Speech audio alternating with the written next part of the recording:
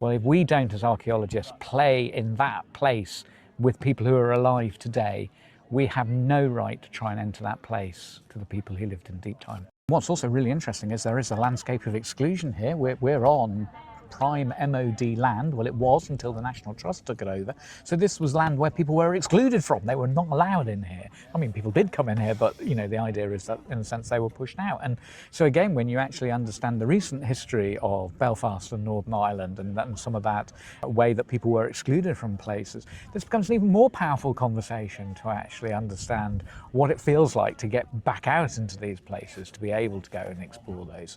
And I've been involved in a couple of extraordinary conversations about people who are now, you know, retired, but who remember the Troubles and actually coming out to this landscape and, you know, interacting with the soldiers who are actually based here, you know, and the depth of those conversations and sometimes the depth of the feelings that come out in those become really powerful. Now, that again is really important for us as archaeologists, because what we don't often find when we look at deep time, those personal narratives, are those personal connections, the stories that actually are so intangible that they don't survive.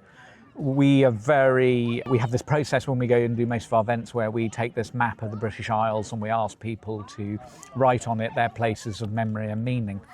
And we took it to the Chalk History Festival, and we also had an activity where we were looking at a huge geophysical plot of the Vale of Pickering.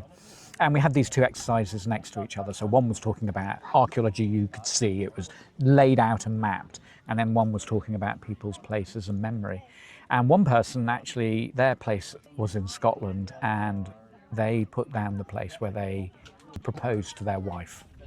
Okay, and I can remember having numerous conversations afterwards with people asking, why as an archaeologist are you interested in that? And I said, well, for me that's really important, because that's the value someone's ascribed to that place that we will never find in the archaeological record, because it lives within us. So when we look at that landscape of all that deep archaeology, all that amazing archaeology, how do we get what it feels to the people inside? Yeah. Well, if we don't, as archaeologists, play in that place with people who are alive today, we have no right to try and enter that place to the people who lived in deep time.